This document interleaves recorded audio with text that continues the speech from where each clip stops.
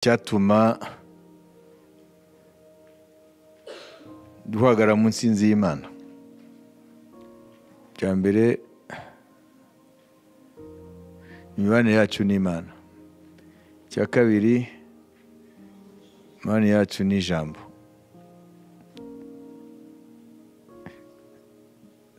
Twavuze ko mu bisanzwe Imana n'ijambo ryayo ni ikintu kimwe. Nagushobora gutandukanya Imana n'ijambo ryayo, ariko twe twarabikoze kugira ngo bitubashishe kumva. Imana iri mu ijambo ryayo, kuko Bibiliya itubwira ko ijambo ry'Imana ryahumetswe n'umwuka w'Imana, kandi umwuka w'Imana ni Imana.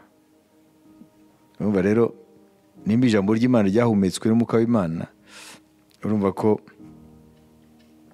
ijambo n'Imana ntabwo babitandukanya.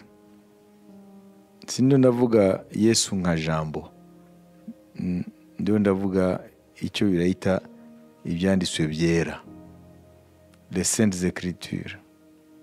Ibi dufite hano byahumetswe n'Imana, n'umwuka wera wabihumetse.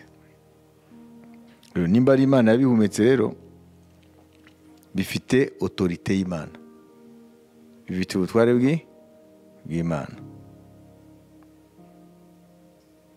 Ibindi bitabo byose byanditswe, nubwo baba byitwa ngo ni iby'Imana, byose ni œuvre y'abantu, byavuye mu bwonko.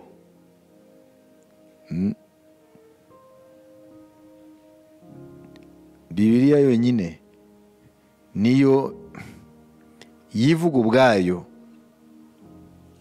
ko abanditse ibitabo biri muri Bibiliya bari bahumekewemo n'Imana binyuze mu mwuka wera. Hari ibindi bitabo byitwa des livres saints, ibitabo bitagatifu by'amadini atandukanye, nabo babyita mu bitabo bitagatifu, sibyo? Ariko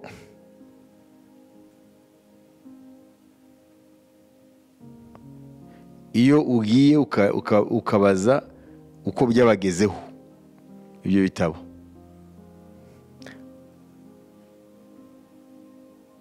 urasanga ko ibyabyo bitandukanye na Bibiliya.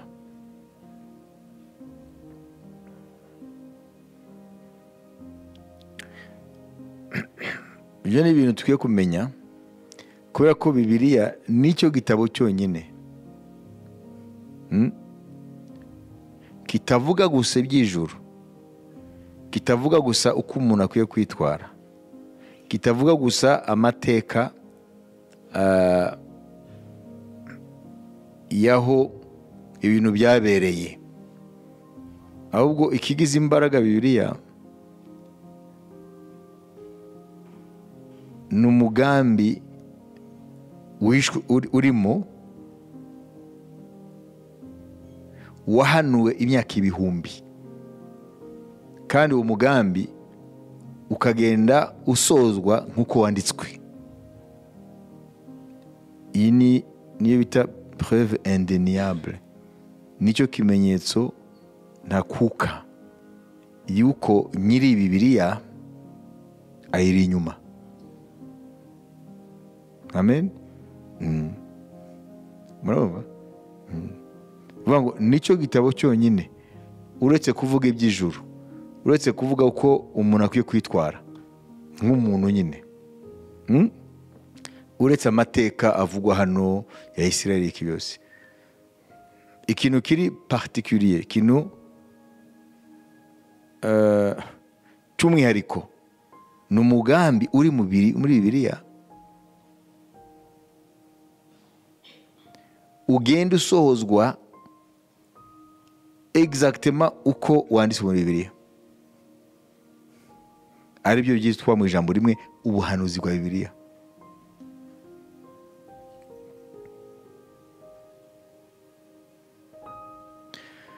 Kugeza kuri iyi saha nta na kimwe cyavuzwe muri uwo mugambi kigeze kinyomoza uwo mugambi. Ni ukuvuga ngo kuva mu itangiriro kugeza mu Yohana ni umugambi umwe, kandi uwo mugambi ukagenda usozwa intambwe ku yindi. Ntabwo rero ari umuntu yari kumenya ibintu bizaba imyaka ibihumbi.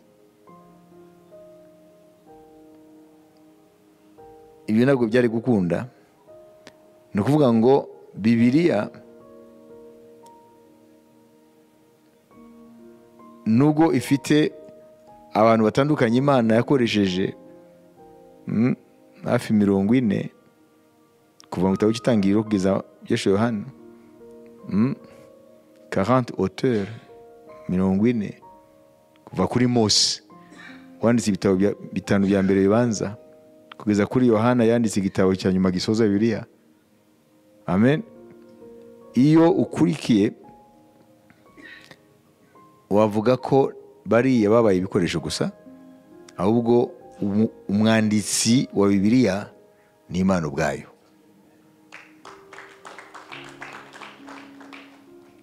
Rero Bibiliya igituma ukwiye kuyizera ijana ku ijana ni ukubera ko ifite iyo dimension, urwo rwego rwo kumenyesha ibintu imyaka ibihumbi, apana imyaka magana, imyaka ibihumbi ibintu bitaraba, kandi bikagenda biba uko byanditswe. Icyo ni ikimenyetso ntakuka yuko Bibiliya ari ijambo ry'Imana. Wayibise? Reka mbisubiremo. Bibiliya ntabwo ivuga gusa iby'ijuru, ntabwo ivuga gusa uko umuntu akwiye kwitwara,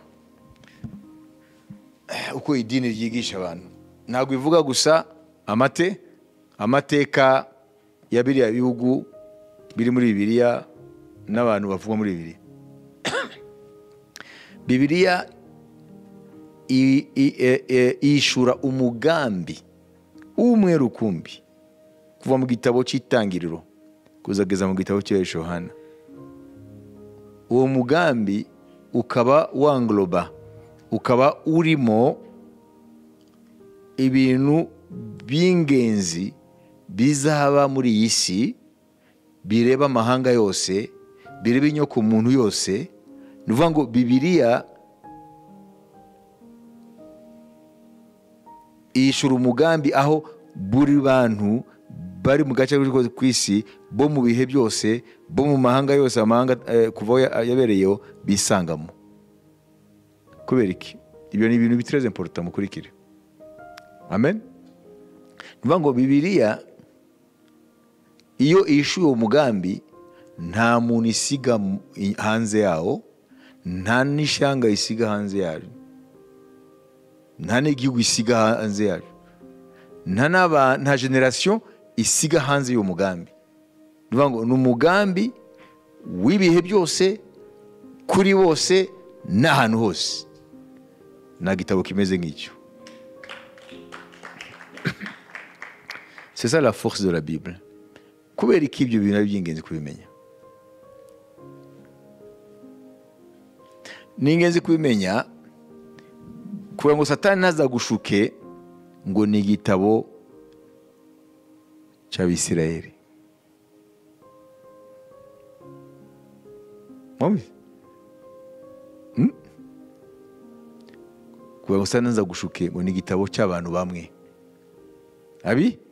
Abisirayeli, kuko niho yandikiwe.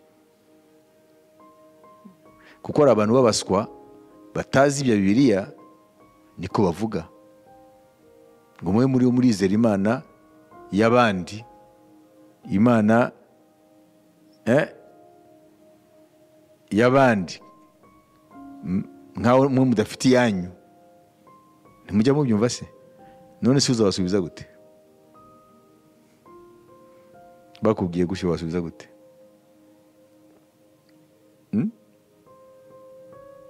Barakubwira ngo yandikiwe aba banditsi ba Bibiliya babaye muri Isirayeli, sibyo? None wowe kutari mu Isirayeli mu buryo bw'umubiri, kuko ujya gufata ibyabo nkaho udafite ibyawe, wamusubiza gute?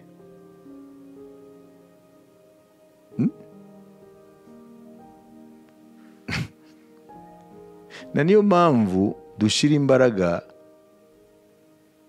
mu kubigisha ijambo ry'Imana, kugira ngo mube mwiteguye gusubiza uwo ari wese impamvu y'ibyiringiro byanyu, nk'uko Petero yabivuze.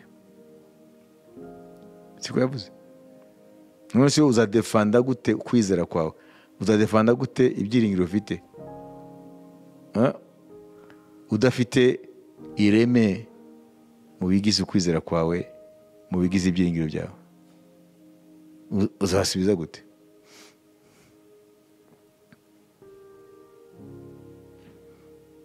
Ikibazo nicyo, ni gute wowe utari umwisirayeli mu buryo bw'umubiri wizera Imana ya Isirayeli? Kubera iki?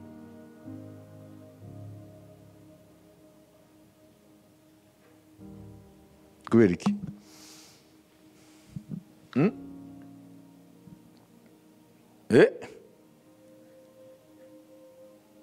Ryangombe mwamuhoye iki? Mwamuhoye iki?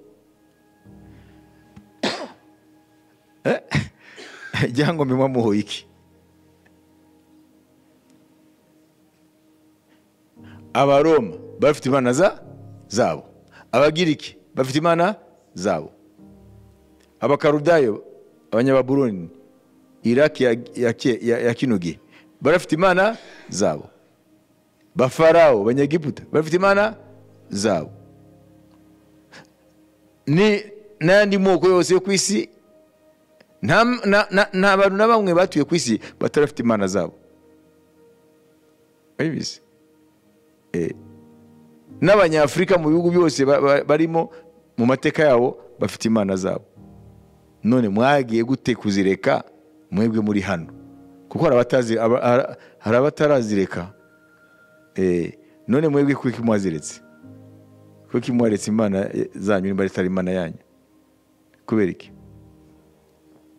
Yabaye mukiki niki tabahaye?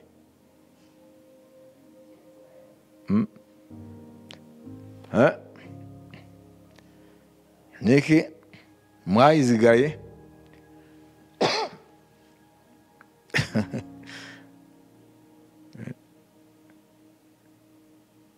Ndi kubagora.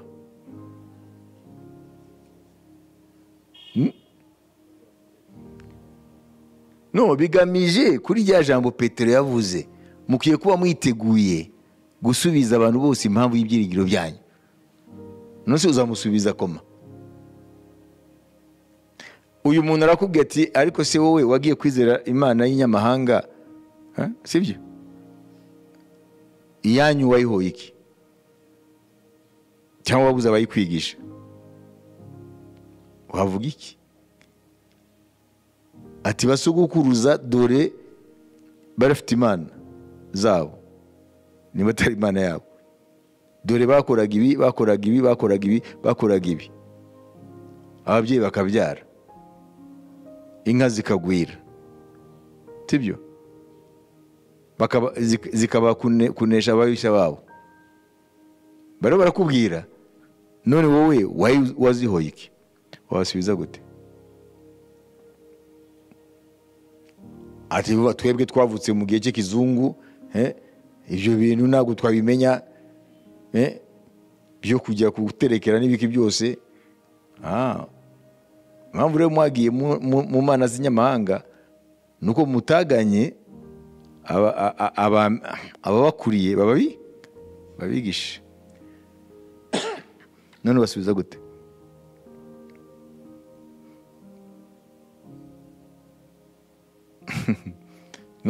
Ntabwo urabitekereza ibyo.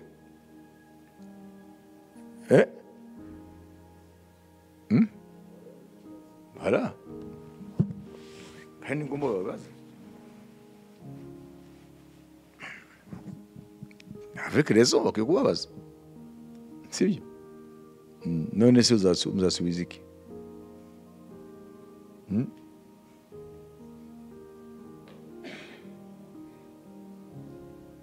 Bahita bakubwira ati mwebwe rero mwarayobye, mwarahemukiye.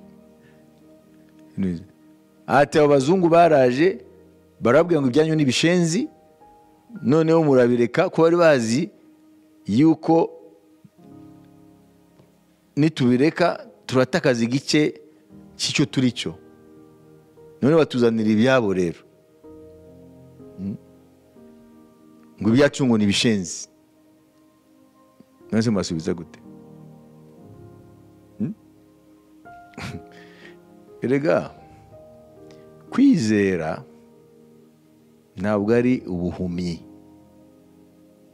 Ukwiye kumenya ibyo wizera n'impamvu ubyizera.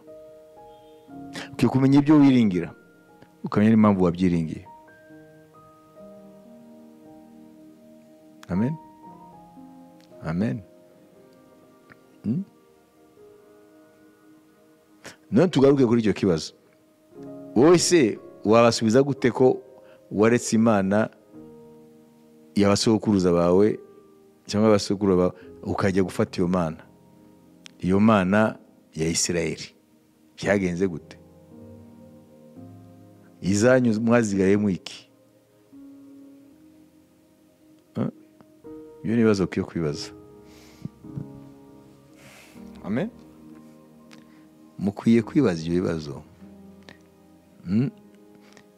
kubera ko ni ibibazo umukristu ahura nabyo mu buzima ku byerekeye kwizera kwe. Amen. Iyo usomye Bibiliya ubona ibisubizo by'ibyo byose twabajije.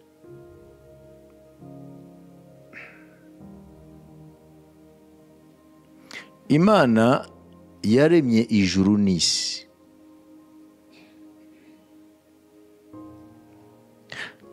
Nimwe.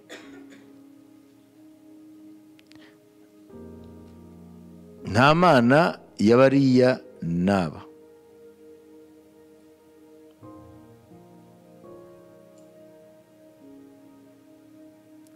Ariko kuvaho Adamu na Eva bacumuye bakirukanwa muri Edeni, bagakomeza kugenda uko bagiye babyara, uretse Babeli bashatse kuguma ngo bazamuke noneho birongera izina baje ku Mana, uko bagiye babyara, kuko Imana zima bari bayiretse mu gucumura, Imana ikabavana muri Edeni. Batangiye rero Satani abayobora kwiremera imana zabo. Buri bantu bakiremeriza izabo.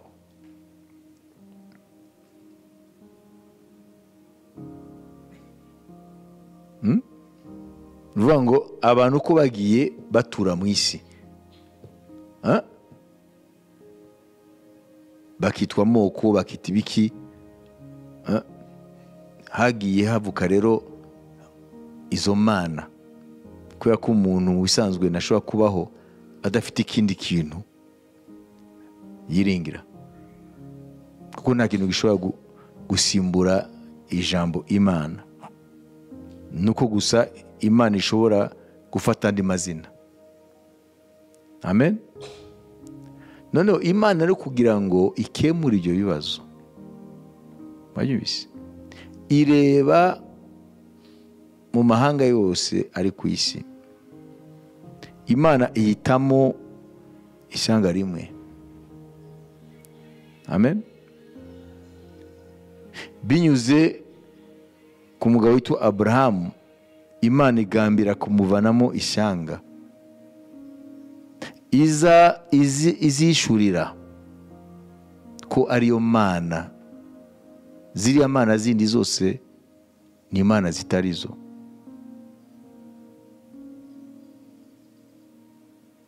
Aho niho Imana rero yatangiye rero kwiyishura Isirayeli, ariko ikabishurira inahishura umugambi uko atari Imana ya Isirayeli gusa, ari Imana y'igifite umubiri cyose.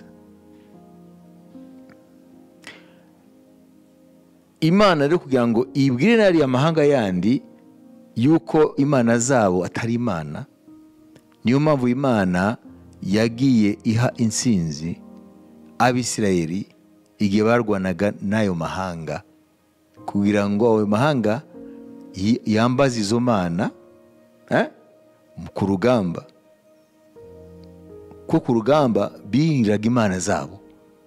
Noneho Imana igaha intsinzi Abisirayeli bagatsinda ayo mahanga, kugira ngo ayo mahanga rero yisubireho, amenye ngo iriya mana ntiwanye n'izi zacu. Fata urugero rw'Abafilisitiya, bari bafite mu mana zabo yitwa Dagoni. Dagoni banyaga isanduka y'Uwiteka, Imana ya Isirayeli, bagejeje bajya kwibitsa mu ngoro ya Dagoni. Bivuga iki? Bivuga ko mu Bafilisitiya bari bazi ko Dagoni yatsinze Uwiteka. Dagoni yatsinze Imana ya Isirayeli, nagwavuga Uwiteka, Imana ya Isirayeli. Imana yacu ni nyamaboko, dore n'isanduka iriya mana yabo twayinyaze. Barayizana, ariko umenye ko Isirayeli igihe yagenaga itsindwa n'amahanga nuko babaga Imana itakiri muri bo, bakoze ibyaha. Noneho ya sanduka banyaze Uwiteka niyo nyine Imana abwiye Mose akore, bahita bayishira mu nzu ya Dagoni. Igihe cyose banyagaga abanzi, iminyago y'igiciro bayizanaga kuyimurikira imana zabo. Muri Nebukadinezari atsinze Yerusalemu, agasenya ingoro yubatswe na Salomo, ibyo yanyajemo yabijyanye he? Mu ngoro z'imana ze. Wayibise ibyo rero bifite icyo bivuga, kubera atabitwaye mu nzu ye. Isanduka y'Uwiteka rero ntabwo bariya batware ba Filistia, les princes philistins, ntabwo bayitwaye, quand même yari un objet précieux, iri mu mazaba twizwe na zahabu. Babakerubi bari hejuru isanduka, bari bakoze umuki mu zahabu, ariko barayijyanye bayigeza mu ngoro ya Dagoni, noneho bayibikaho. Mu gitondo bagarutse kuyireba, basanga Dagoni yaguye hasi, umutwe wagize, kandi igwa ireba hehe? Reka dusome quand même, ntiwumva se? Hano turiho turagenda mu bintu bikomeye, ni revelation. Twatangiye mu bya Nyabingi, ariko turiho turagana ahantu ko turacyari kuri wa mutwe uvuga ngo amasengesho aduhagarika mu ntsinzi y'Uwiteka. Siho turize mwe mwari muzi ko ndiyo ndabagora gusa? No. Amen, haleluya. Tujye muri Samuel, mwagize? Amen.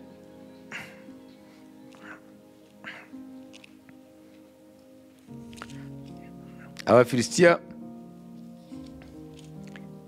bagwana n'Abisirayeli. Amen.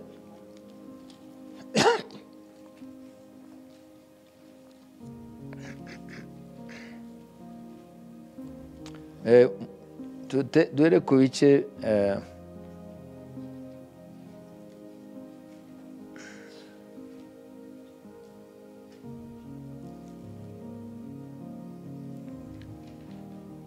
gatanu. Wahagaze dusome 5 umurongo wa mbere tugeze ku wa 5. Aje kubabwira Dagoni yaguye umutwe werekeza he. Mwe mavuze ngo wisanduka. Yakwegera isanduka? Kada. Hari impamvu yaguye yerekeza ahandi apana ku isanduka. Abafilisitiya bari banyaze isanduku y'Imana bayikura kuri Ebenezeri bayijyana kuri Ashdodi. Isanduku y'Imana igezeyo Abafilisitiya barayenda bayijyana mu nzu ya Dagoni.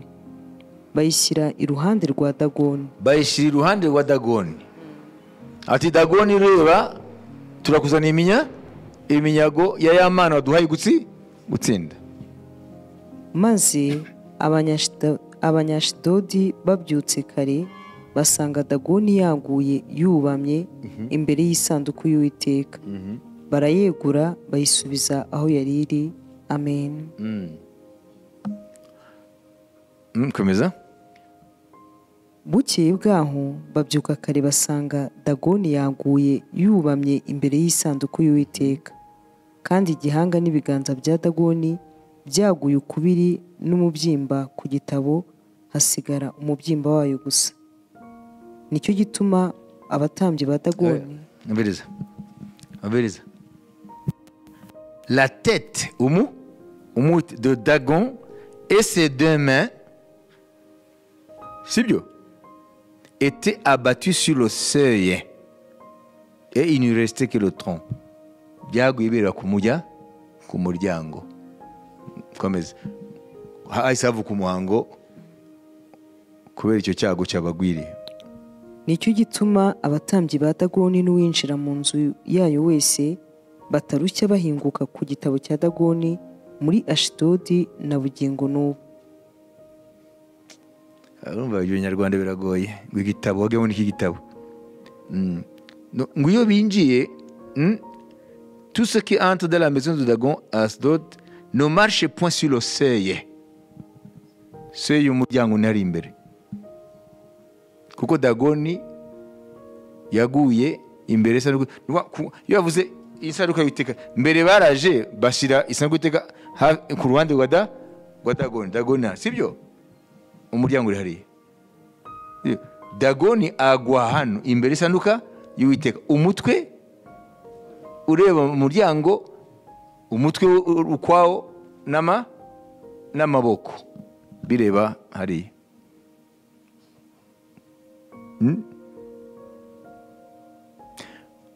Ni ukuvuga ngo symboliquement iriya Mana nyiri sanduka iratanga message kuri bariya Abafilisitiya ati uyu Dagoni sibyo ntabwo yanesheje. Ati dore namukubise. Si kumuhita gusa aguye imbere yanjye kandi aguye ashaka kwiruka. Nabyo sinamwemereye. Namuciye umutwe nayo maboko muringiraga. Dore nayo nayaciye. Rero uyu Dagoni mumuveho. Ntabwo ari Imana. Ahubwo nyiri sanduka niwe Mana.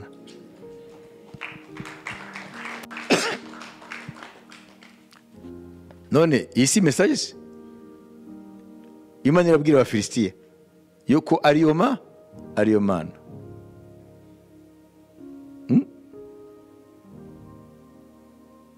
Reba intambara zose Abisirayeli barwanye mu gihe cyose bari bafite favor y'Imana. Batacumuye ku Mana. Imana yabaga intsinzi. Reka dusubire inyuma cyane mu gihe cya Mose na Aroni Imana ibatumye kuvana Abisirayeli muri Egiputa. Hari amagambo Imana yavuze na niyo mugwe kumenya ari byo. Tumve amagambo Imana yavuze.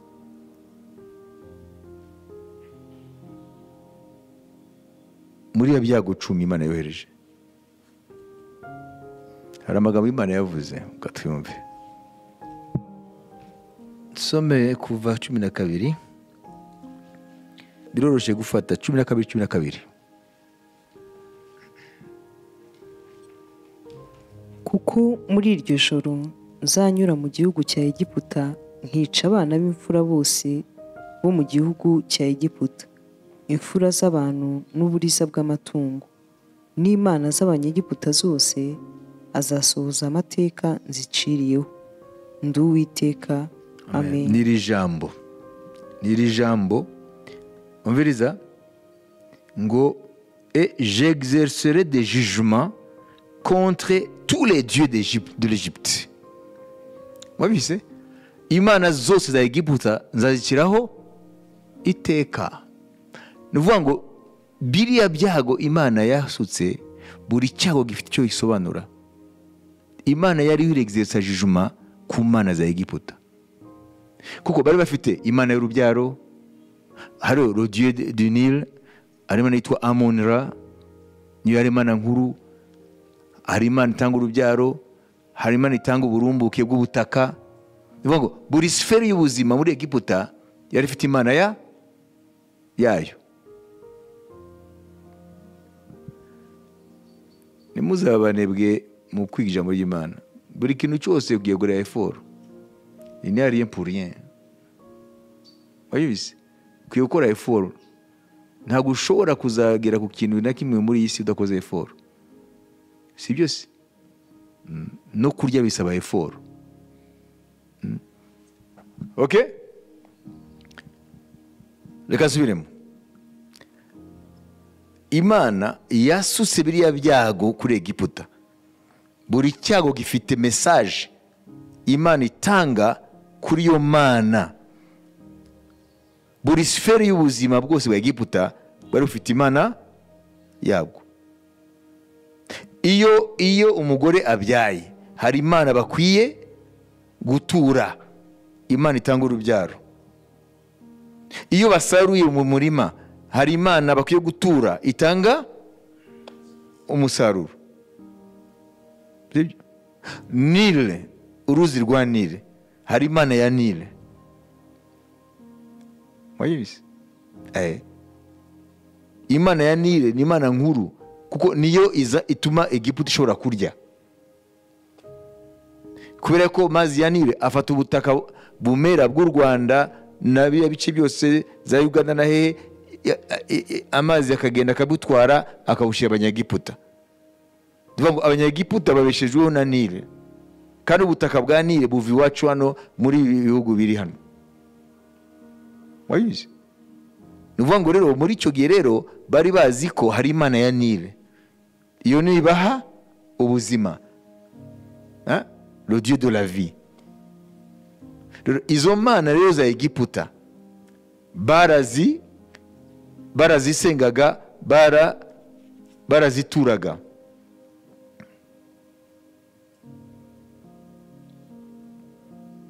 Kugira ngo Imana mfate icyago kimwe gusa, kugira ngo Imana yice abana b'imfura, yari jugement kuri Imana. Kuko Imana yavuze ngo nzamanuka n'exerce jugement ku mana za Egiputa, Imana mu bwinshi.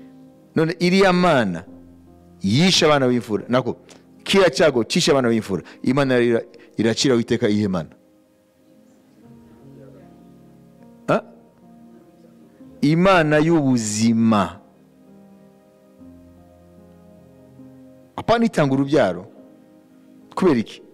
Kugira ngo bagende bayambaze ibazurire. Kandi barabikoze ngo bihita bibabwira, ariko imirambo ikomeza kuba ari imirambo. Imana yashaka kubereka ati iriya mana ntabwo ari ibaha ubuzima, ni jyewe Imana y'ubuzima.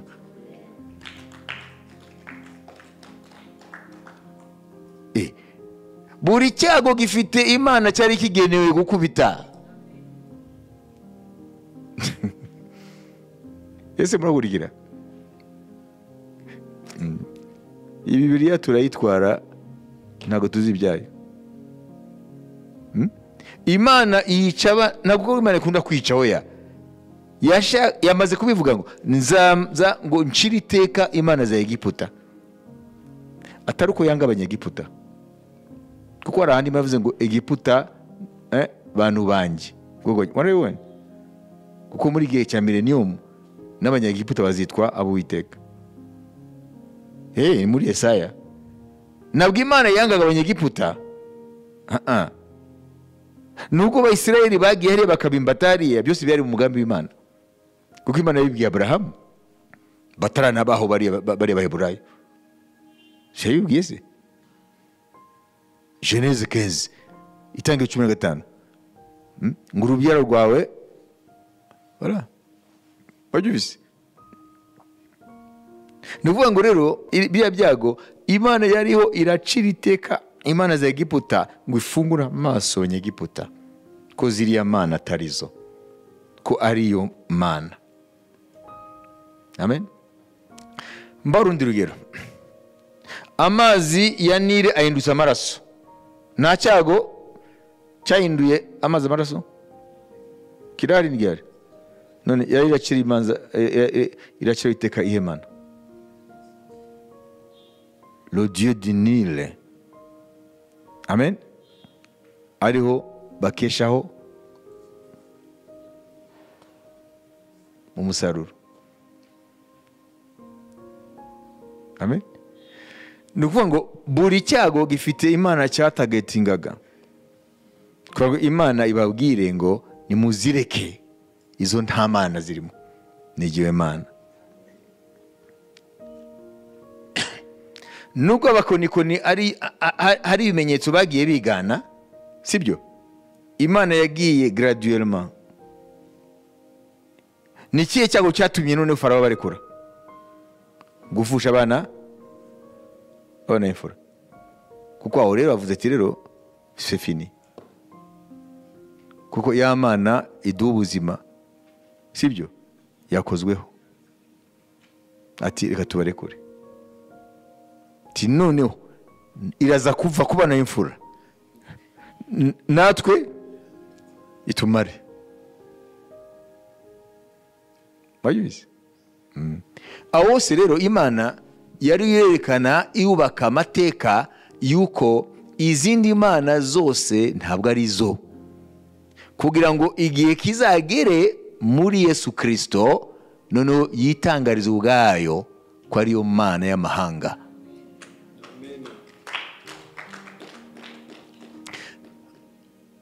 Kugira ngo dufate umwanya wo gusenga, nari kuvuga byinshi, ariko niyo mpamvu rero yavuze ngo mugende mbaye ubutware, mugende mu mahanga yose mubahindura abigisha banjye, sibyo?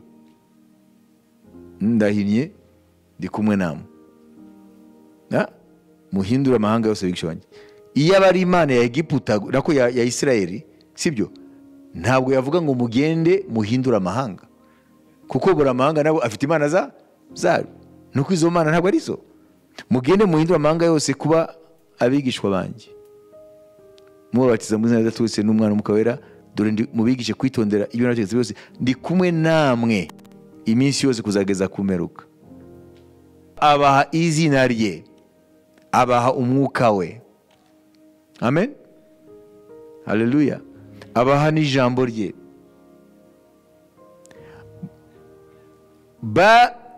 Bamaze kurenga imipaka ya Isirayeli, babyumvise, bageze mu mahanga, imbaraga z'iyo mana mu izina rya Yesu zagaragara ko ntawe zihwanye n'imbaraga na zimwe ziringirwa muri icyo gihugu, muri abo bantu, muri ayo moko Imana yagezemo. Na niyo mpamvu iyo uvuye hano ukajya mu Bushinwa ugahura n'abazimu mu Bushinwa, mu izina rya Yesu bava mu bantu batakabarira, kugira ngo bigaragare yuko n'iziriya mana zose zisengwa hariya ntabwo ari zo. Nta namwe ushobora kujya mu gihugu na kimwe ngo uhamagare izina rya Yesu ahantu bari barakora imihango yabo, ngo Imana ireke kwigaragaza yuko ariyo mana, yuko izo mana bari bararamya atari Imana. Na niyo mpamvu n'abazimu bo mu Rwanda mu izina rya Yesu barahunga, kandi Yesu ubwe mu buryo bw'umubiri ntiyageze hano.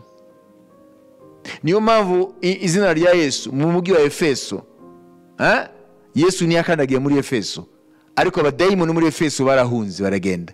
Abo muri Filipi baragiye barahunga baragenda. Ab'i Roma barahunze baragenda.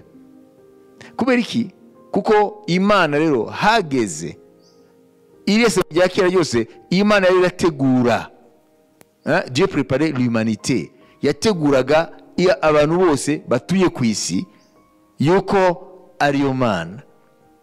None igihe kigeze rero ije muri Yesu Kristo, hari yageze ko noneho yiyereka amahanga yose ko ntabwo ndi Imana y'aba gusa, ahubwo aba barakoreshejwe mu mugambi wanjye, babitswe ibyahumetswe, ariko ndi Imana y'amahanga yose.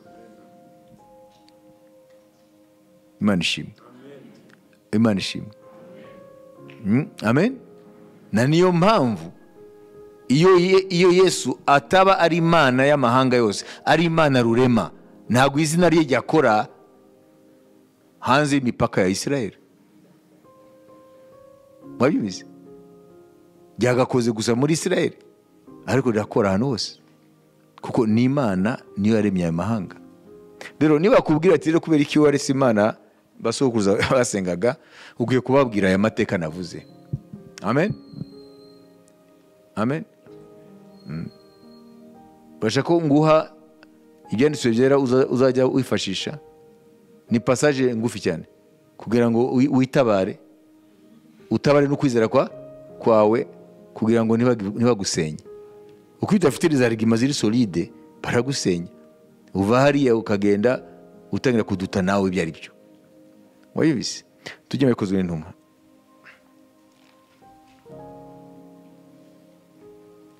Egi babwira bifite importance yabyo.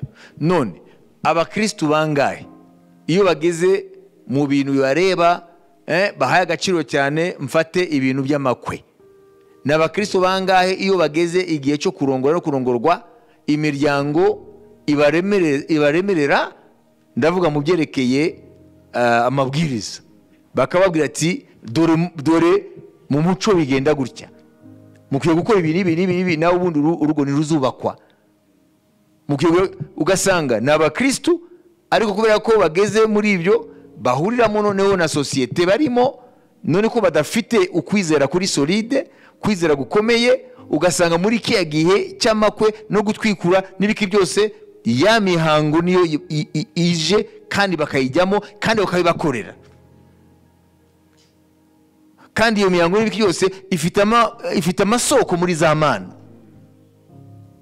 Nk'uko izina rya Yesu ubwaryo ntirihagije. Niyo mpamvu nababwiye ni abantu benshi bavuga ko abakristo sibo. Iyo mubabwiye mwabyumvise? Narabyumvise. Ngo dore rero mu muco bigenda gutya, iyo umuntu akoze ubukwe dore bigenda gutya, umukobwa akamwigisha riya bakamubwira akora, umusore nashaka cyo gutwikurura, hari ibintu baza bakabakorera, baba amata, bavuga n'amagambo, bagira gute n'ibiki byose, harababwira ati rero umushatsi barawuca nuriya, bagire gutya, hari ibintu bikorwa. Kubera iki uwo mukristo umukobwa n'uwo musore baba powerless? Ntabwo bazi ibyo bizeye. Mwayibise? Le mot culture, sibyo? Niyo mutamuco. Nabuvuze icyo nyishana. Uva ku ijambo culte. Sibyo? Culture. Culture iva ku ijambo culte. None culte bayihande. Icyitwa Imana. Bura abantu bose batuye isi, sibyo? Uretse bariya abantu Imana yavanye muri Egiputa ikabaha ijambo. Byari sanse kubakamo culture yindi itari amaculture yandi. Iri jambo iyo turibayemo ryubakamo culture yindi yitwa culture y'ubwami bw'Imana. Bayubize? None rero iyo ukijijwe ukikumenya ngo iriya culture babayemo, sibyo? Harimo ibintu byiza kuko Imana yaremye abantu mu shusho yayo. Okay? Ariko harimo na empreinte y'Imana bahaga devotion. Mukire kubivangura. kugira ngo nimuzagende kandi muri abakristo mushigikire ibintu bitari byo. Urumva? Ono y'umuco mukagenda no gukora ibintu biretemera. Mu muco hari ibintu byiza n'ibintu twiye kuvangura. Ntabwo duterekera twebwe. Babibise. Nta n'ibintu dukora ngo urugo ruzahirwe biruta y'amasengesho badusengeraga hano igihe badushingiraga imbere y'Imana.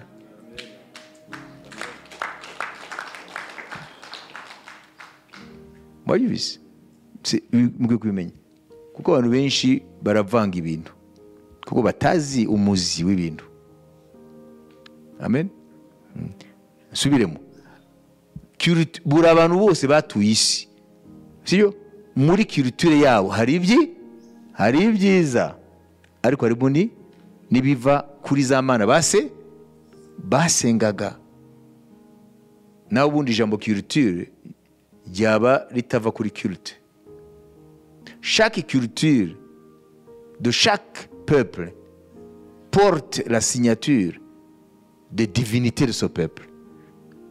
Nous voyons ngo buri abantu bose imico bafite, amen, harimo ibyiza kuko abantu bari mu shusho y'Imana, harimo n'ikiganza, signature y'Imana basengaga. Abizi? Buri muco wose niyo ibyo mu bisurinye. Ntabwo ari umuco nyarwanda gusa, umuco wose. Les cultures zose zabaye ku isi. Bayibizi? Zifite ibyiza kuko abantu bari mu shusho y'Imana, gufashanya, gutabarana. Ibyo si byiza. Harimo ibyiza. Ariko hakaba harimo n'ibindi bituruka ku mana zasengwaga. Kuko nabyo biba birimo. Bayibizi? Partout. Ziriya masque mujya mubona zigwira mu bihugu bya Afrique de l'Ouest za masque. Amastatue za masque. Naho zifite amateka yazo muri culture yabo. Iriya vaudou. Vaudou. Iba connecta n'abazimu n'abadayimoni. Nabo muri culture yabo. Tuvango buri abantu bose bafite culture yabo, ariko mumenye gusa nimba culture iva mu ijambo culte, umenye ko hari culte yatangwaga, culte zimumva guhimbaza no kurama, bakaramya izo mana. Izo mana se ko baziramya ko atari amastatue gusa, ko ari imyuka yishi nyuma y'iyo bintu. None se ntabwo ibaha ibitekerezo byo gukora. Niyo mpamvu rero ukwiye kumenya n'umubanizo gukizwa, ukavuga uti rero ukiye kureba ugasuzumisha ijambo ry'Imana, ibyiza birahari, biriya bindi nabyo bituruka kuri za mana ukiye kubireka. Amen. Mwabibise? Uwo ni wari umugambi w'Imana wo kugira ngo itegure isi. Amen. Binyuze mu guhamagara umugabo umwitwa Abraham, ikazamuvanamo ishyanga ryitwa Israeli.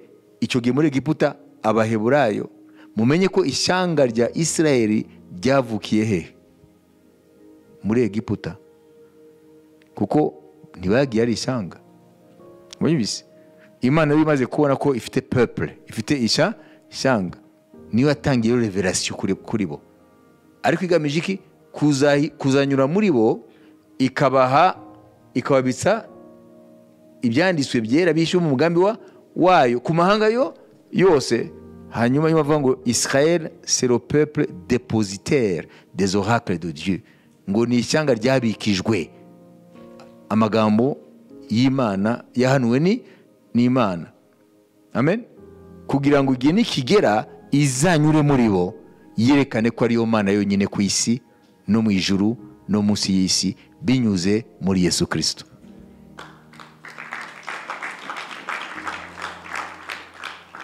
Amen. Rero ugere kumenya abantu rero bamwe barakaza Imana mu izina je ne sais pas quoi, ntibamenye kuvangura ibintu. Mwabibise?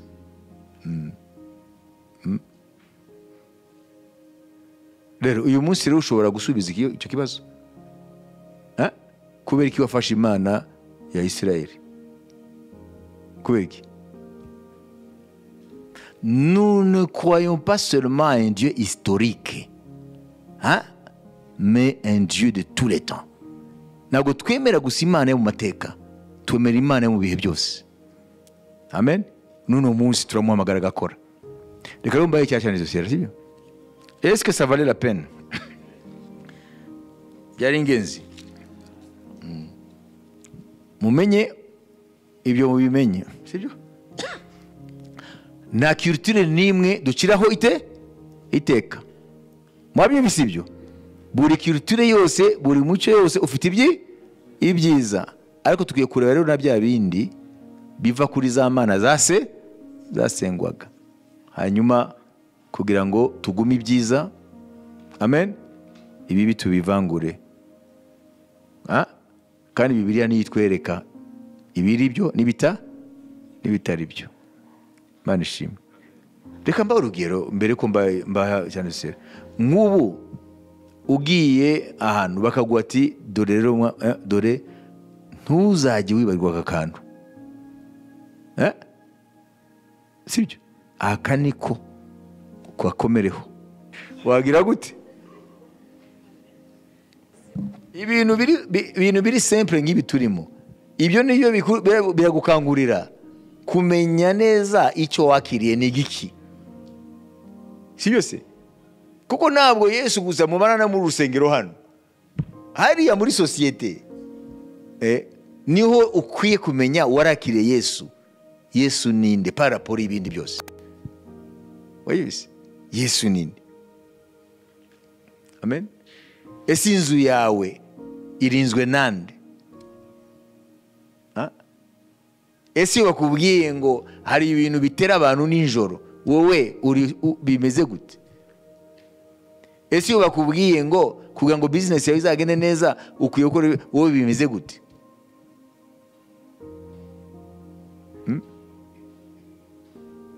Ntabwo muzi umuntu yabwiye muri datumwe ngo muri iyi si nta muntu abaho gutyo.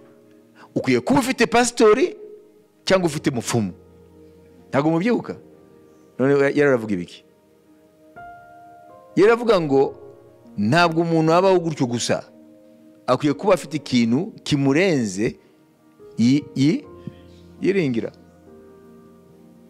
Nutamenya Yesu neza uwo ari we, umenye ni umugambi navuze, uzagera mu bihe bikomeye usange waguye muri bya bindi. Wabibise? We bene data nibibaze ko uyu mwanya ari umwanya wo gutubusa. Hano tubazo turareba ikintu cyubaka ukwizera kwacu. Amen. Paulo yaravuze kubyerekeye abantu bagara ku byo kurya ngo ntukarye ibi ntukagire gute. Murabona ashaka kuvuga yavuga ngo ibyo kurya ntibyubaka kwizera. Wabibise? Nuvuga ngo ibintu by'imihango n'imigenzo niho nibyubaka kwizera. Hano rero turubaka kwizera. Imana ishimwe. Reka rero mbahe ya passage nyuma mufate kwanza iminota 10 mubanze mu digere iyo tumaze kuvuga mbere yo kwinjira ku isomo ry'uno munsi. Imana ishimwe. Tugende mu byakozwe n'intumwa ibice 17. Umve ubutumwa Paulo avugiye mu mahanga atari muri bene wabo. Ibyakozwe mu 17 24 tugeze kuri 34. Kaneti mukunda dusomera. Imana yaremye isi n'ibirimo byose, iyo kuko ari yo mwami w'ijuru n'isi, ntiba mu nsengero zubatswe n'abantu, kandi ntikorerwa n'amaboko y'abantu nk'ugira icyo akennye, kuko ari yo yahaye bose ubugingo no guhumeka n'ibindi byose. Kandi yaremye amahanga yose y'abantu bakomoka ku muntu umwe, ibakwiza mu isi yose. Ni nayo yashyizeho ibihe by'imyaka ko bikuranwa uko yategetse, igabaniriza abantu ingabano z'aho batuye, kugira ngo bashake Imana ngo ahari babashe kuyibona bakabakabye, kandi koko ntiri kure y'umuntu wese muri twe, kuko ari muri yo dufite ubugingo bwacu tugenda turiho, nk'uko bamwe mu bahimbyi b'indirimbo yanyu bavuze bati turi urubyaro rwayo. Nuko rero ubwo turi urubyaro rw'Imana, ntidukwiriye kwibwira yuko Imana isa n'izahabu cyangwa ifeza cyangwa ibuye cyangwa ikindi kibajijwe n'ubukorikori bw'abantu n'ubwenge bwabo. Nuko iyo minsi yo kujijwa Imana yarari yirengagije, ariko noneho itegeka ko abantu bose bari hose kwihana, kuko yashyizeho umunsi wo guciraho urubanza rw'ukuri rw'abari mu isi bose, izarucisha umuntu yatoranije, kandi ibyo yabihamirije abantu bose ubwo yamuzuye. Bumvise ibyo kuzuka, bamwe barabinegura, n'abandi bati uzabitubwira ubundi. Nuko Pawulo ava muri bo, ariko abagabo bamwe bifatanya nawe barizera, harimo Dionisiyo wo mu Areyopago, kandi n'umugore witwaga Damari, n'abandi hamwe nabo. Amen. Amen. Arakoze neti mukundwa kudusomera hano. Mumvise amagambo ngaho aho uzajya uvoma. Amen. Defense yo kwizera kwawe, kuko ariwe arabwira abanyamahanga, aribo Bagiriki. Murabona yahereye arabazana ubwo bafite imana zabo nabo, abageza kuri Yesu Kristo. Bivuga ngo ntabwo abazaniye imana yabo, ntabwo abazaniye imana, ntabwo waje kubatsindagiraho imana yabo, kandi bafite izabo. Ariho arabereka yuko imana ni imwe. Wajibise ibiriya byose byo kujijwa n'iki byose, Imana ngo yarabirengagije, abantu baba muri izo nzira zo kwiremera imana zitari zo, ngo noneho amen yaje muri Yesu Kristo. Amen. Haleluya. Kugira ngo bamenye ko muri Yesu niho imana y'ukuri yigaragarije. Wabibise? Aha rero niho none ubutumwa yavuze bwabuze umusaruro. Nuko bamwe imitima yabo yayifunze, ariko yahavanye iminyago. Niko bimeze. Aha niho tubona rero ko ntabwo ugiye kubatsindagirira imana y'inyamahanga, kandi nabo bafite izabo, ahubwo waberetse ko ibyo bihe byose aho twagezaho buri shyanga rigira imana yazo, sibyo? Imana ngo noneho yarabyirengagije ibita ibyo byo kujira. Ati noneho irategetse, kuko yatanze ikimenyetso ko ariyo mana mu kuzura Yesu muba wapfuye. None irategetse ngo mwihane, kuko hari umunsi yashizeho urubanza, kandi izarucisha uwo yahamirije. Ngiyo uri umugambi w'Imana. Mu magambo make cyane Pawulo exposa imbere y'Abagiriki. Amen. Haleluya. Atene abereka umugambi w'Imana. Ngiyo Bibiliya rero icyo isobanura.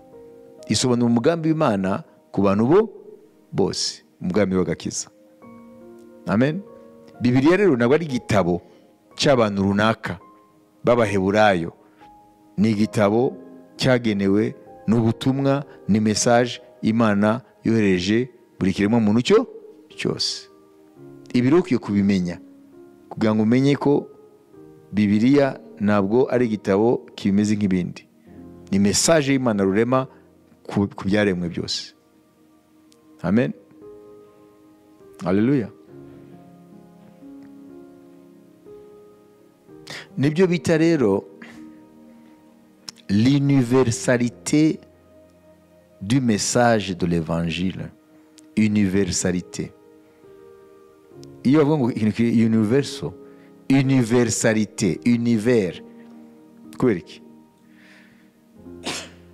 Ubutumwa bwiza ni universel, nta muntu uhejwe, ni universel.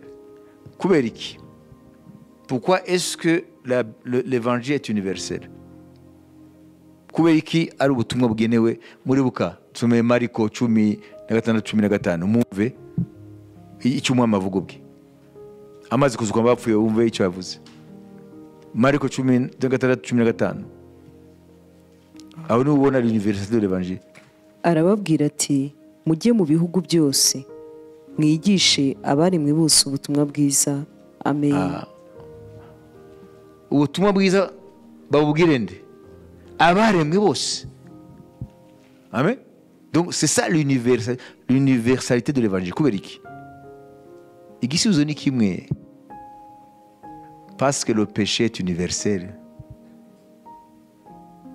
Kuko icyaha kiri mu nyoko muntu yose. Imana rero mu kugikemura, amen, yabinyujije mu butumwa bwiza bwa Yesu Kristo, amen, kuko icyaha kiri universel, kiri mu bihe byose no mu bantu bose. Imana yateganije umuti wo mu bihe byose kandi ugenewe abantu bose, ariko butumwa bwiza.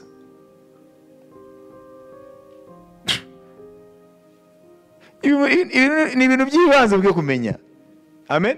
Kubera ko ubutumwa bwiza ngo bubwirwa abaremwe bose, nuko icyaha cyakoze ku cyaremwe cyose. Bivuga ngo rero ni wanga ubutumwa bwiza, nta wundi muti uhari wo kugukiza ikintu cya rusange kibasiye inyoko muntu cyitwa icyaha. Murayo? Ibi bintu rero bifite implication ikomeye cyane. Reka mbabwire, uburayi butangiye kugwa mu byo urabona ko ba Paulo n'abandi nibo batwaye ubutumwa mu Burayi, sibyo? Ko abanyaburayi bose nabo bari abapagani nk'abandi, bafite imana zabo z'abaromani niki.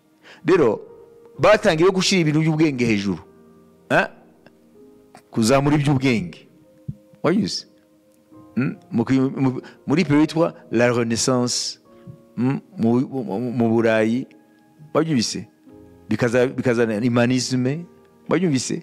Ibyo byose bazanye ibintu by'ubwenge. Rero batangiye rero kwataka amasosiyete missionnaire, abafinansa, abavuga butumwa bajyanye ubutumwa mu mahanga yose mu binyejana byashize, sibyo?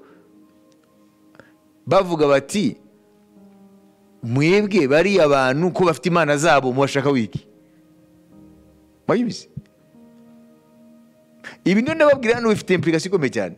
Nuvuga ngo Uburayi butangiye kugwa mu byo kwizera. Mumenye ko abavanye Uburayi mu burindi ni ba Paulo bajyanye ubutumwa ari. Okay? Wayibize? Hanyuma mu mwaka wa 316 umwami Constantine w'Abaroma, Constantine le Grand, ateka yuko Abaroma, ubwami bwose bw'Abaroma baba abakristu, ariko nabwo ari gukizwa binjidi idini ku mpamvu zitandukanye z'icyo gihe za politike. Ubwami bw'Abaroma butangiye kugira ingorane, none babona ko ubutumwa bushobora kuba sima yo garubu ubumwe bw'ubwami bwabo. Hanyuma mu nyuma noneho ubutumwa burakwira, hanyuma noneho abanyaburayi bareka ibwamana niki, barizera ubutumwa bwiza. Noneho mu nyuma rero hatangira kuza iby'ubwenge ngo bisimbure ukwizera. Bayubise? Icyo gihe rero batangiye hatara kuvuka rero ikivuga ngo se mwebwe murashaka kujya mu mahanga n'ibiki byose ngo mugiye ngo kwevangeliza ngo les païens, abanyama mubareki bafite imana zabo murashaka wiki. Bayubise? Hanyuma igisubizo rero ni iki rero? Ati turemeranya yuko icyaha kiri universel. Turemeranya ko icyaha cyafashe inyoko muntu yose, bidatoranya ngo n'abanyaburayi ngo n'abanyaziya niki. Nimba icyaha atari cy'abamwe ari cya bose, Imana yatanze umuti wacyo nawo si uw'abamwe ni uwa bose. Kandi uyu muti watanzwe ni ubutumwa bwiza bwa Yesu Kristo. Na niyo mpamvu dufite umwenda w'abantu bose. Niyo bavuga ngo si le péché est universel, Dieu a pourvu l'évangile comme remède au péché, par voie de conséquence l'évangile est universel. Ngo nimba icyaha ari cya bose, Imana yateganije inzira yo kugikiza, amen, ni ubutumwa bwiza, bivugwa ngo rero ubutumwa bwiza ni ubwabo bwa bose. Ibi rero mukwiye kubimenya namwe impamvu ukwiye kubwira ubutumwa ari wese, kuko niyo nzira yonyine Imana yateganije yo kuzana umuti w'icyaha, kandi ibihembo by'icyaha ni urupfu. Mwabizi hano tugamije kubekipa, turabakipa kugira ngo mube capable kudefanda ukwizera kwanyu. Impamvu utari bahayi, kubera utari bahayi,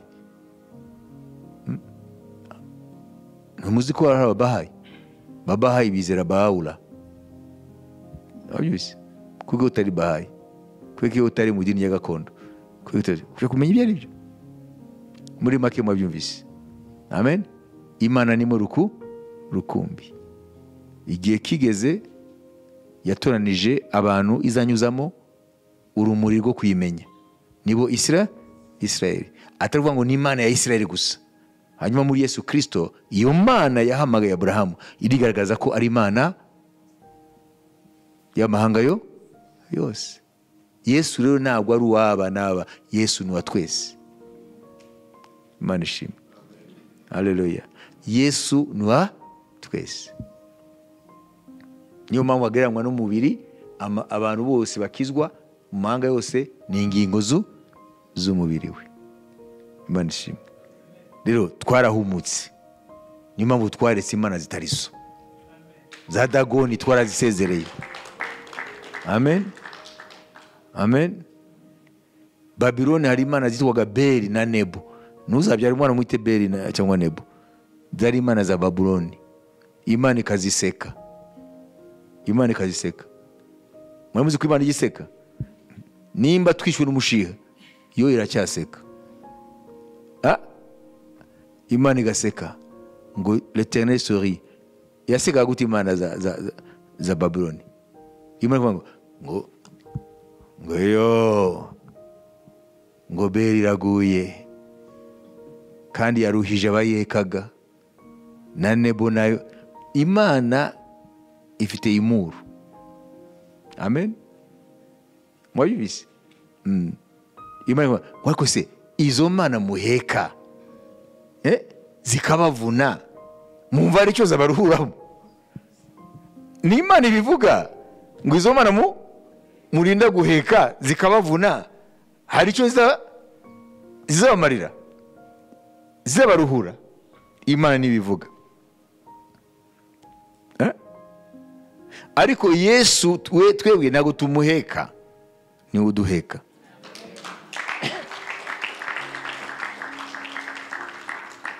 Amen. Amen. Haleluya. Imana z'amahanga barazirinda ngo nibaze kuziba, ariko Yesu wacu ni uturinda.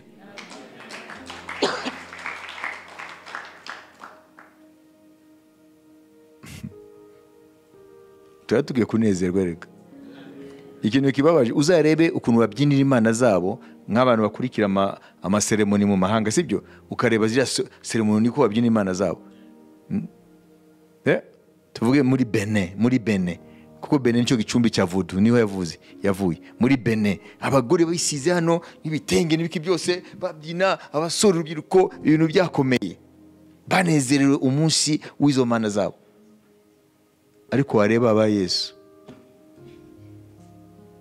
muzi ko Imana yarabibabaje, iravuga amagambo, iravuga ngo mbiriza igaya Abisirayeli yabanje kwiyereka, yabanje kwishura, iravuga ngo nimugende murebe umurobyi ngo afata inshundura ze akagira umunsi wo kuzicanira imibavu azishimira ko zimuha icyo kurya. N'Imana ibivuga ngo ariko Uwiteka Imana yanyu ntabwo muyicyubahiro. Ati kandi uriya murobyi akora ibyo azi neza muri we yuko kurya kwe abikesha inshundura ze, akaba arizo ashimira. mu ijambo Imana iravuga iki? Iravuga ngo abafite imana zipfuye barazogeza bakaba fideli kuri zo, ibizira bakabireka, ibyo zababujije ariko urumva n'amadayimoni bakabireka, bari fideli kuri zo mana. Ngo ariko imana nzima abayo bagize amahirwe kumenya imana nzima, batari mu mwijima nk'uwabariye, ntabwo bafite devotion, bafite umutima wo kubaha imana by'ukuri. Ntibanishimira ko banayimenye, nta byishimo bagira. Alors que abasenga imana zitari zo bazisenga bishima. Muzarebere seremoni zo guserebra imana zabo, baranezerwa n'amacelebration. Reba curite yacu, urebe na curite y'abariya abantu ku mana zabo, ni bande bishima? Nibo. Ibyo Imana yagaragaga bisere natwe irayitugaya uyu munsi. Muzarebe wagira ngo dufite inkoni duhata kujya mu masengero, ariko ntabwo twishimira kuba twaramenye Yesu. Bayibizi, sinigeze mbona amaseremoni yo guserebra imana zitari zo abantu bajyayo bafunze amasura, baba bakeye, baba babyambariye, baba banezerewe. Abavuza ingoma baravuza ingoma n'imbaraga zabo zose, abasimbuka bagasimbuka. None bendata, twebwe twaramenye imana nzima, sibyo? Ibyishimo byacu biri, amashimwe kuri iyo mana ari, c'est le problème. Cyo kibazo mwishavuga ngo dufite ibibazo bari badafite by'ubuzima, dufite ibibazo twebwe bari badafite by'ubuzima, ntituba kuri planeti imwe. None se kuko ibo bishimira izo mana zabo, kubera ko twebwe kwishimira Yesu twebwe turi mu mihango n'imigenzo, ariko imana nzima muri twebwe ntabwo turamenye iyo ariyo. Ibyo yagaya Abisirayeli nibyo tugayana natwe. Muri make rero mwumvise uko mushobora gusubiza umuntu wese wababaza kuko mutari ikindi mukamura abakristo, sibyo? Ko atari imana zinzaduka mwakiriye, iyi Bibiliya ntabwo ari inzaduka. Amen. Ahubwo imana ruzima yaremye ijuru n'isi, niyo yashize umugambi wayo mu gitabo cyayo. Yesu ntabwo ari umuyahudi, Yesu ni imana yambaye umubiri. Kwiye kumenya ukuntu bisobanura. Imana ishimwe. Haleluya. Amen. Kuko ntabwo umuntu wabaye ashimye imyaka 2000 akaba yarabaye hariya muri Israel yakora ku isi yose kiretse ari imana. Yesu ni imana. Amen. Haleluya. Utegeze kuri ibyo. Ese kuba umukristo wowe byakunguye iki? Niko ufite bariya batafite Yesu badafite. Iminota 10 hanyuma turaza kwinjira mu isomo ry'uno munsi mu buryo bwihuse. Ndibaza ko hari ikintu byakunguye.